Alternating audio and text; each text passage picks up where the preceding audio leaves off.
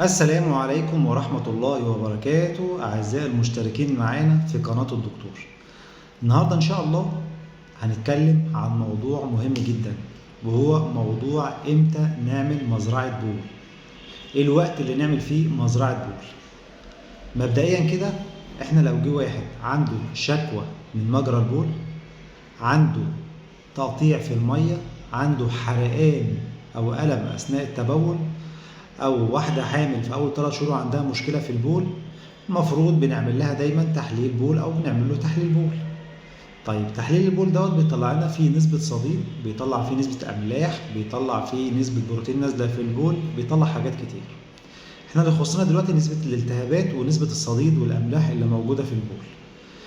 افرض طلعت نسبة الصديد نسبة متوسطة، يعني 20 ل 30 40 ل 50، وغالبا التهابات مجرى البول بتيجي بحاجة اسمها جرام نيجاتيف بكتيريا. جرام نيجاتيف اللي هي البكتيريا السالبة، فغالبا بندي مضاد حيوي شغال على البكتيريا السالبة، اللي هو حاجة زي اليوفامين ريتارد أو الماكروفيوران اللي هو متوفر دلوقتي في السوق، أو ممكن ندي حاجة زي السيبروفلوكساسين، زي السيبروفار، السيبروباي 500 ل 750، بنمشي عليه المريض من فترة أسبوع ل10 أيام. افرض المريض خد العلاج وما ارتاحش، يبقى في الوقت ده بيفضل ان احنا نعمل له مزرعة بول علشان نشوف المضاد الحيوي اللي هو يجيب نتيجة مع الميكروب. افرض بقى انا عملت التحليل من البداية وكان نسبة الصديد معدية ال100، يبقى ساعتها لازم اعمل مزرعة بول. طب افرض احنا دلوقتي عملنا في واحدة حامل وطلع فيه صديد نسبته عالية، مش لازم يكون معدي ال100، لازم برضو نعمل مزرعة بول عشان نشوف المضاد الحيوي المناسب اللي ينفع يتاخد فترة الحمل. طيب افرض برضو عندنا طفل صغير ونسبة الصديد عالية، نعمل له مزرعة، لأن في أدوية ما ينفعش تاخد في الأطفال في سن صغير، اللي هي أدوية المطهر بتاع مجرى البول، فبنشوف المضاد الحيوي المناسب برضو اللي نستعمله مع الطفل. طيب العينة بتاعت المزرعة، الأفضل طبعا العينة بناخدها بتكون في بداية اليوم، ما ناخدش العينة في آخر اليوم.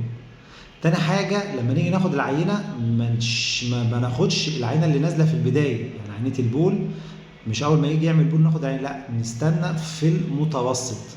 طبعا العلبة اللي بناخد فيها تحليل بول لازم تكون علبة معقمة جايبينها من المعمل، ما نجيبش أي علبة مرمية من الشارع ونغسلها بالمية ونروح نعبي فيها شوية بول ونوديهم من المعمل. دول كلها حاجات بتفرق في تحليل مزرعة البول، وبتفرق في النتيجة اللي احنا بتطلع، النتيجة اللي التحليل بيطلعها.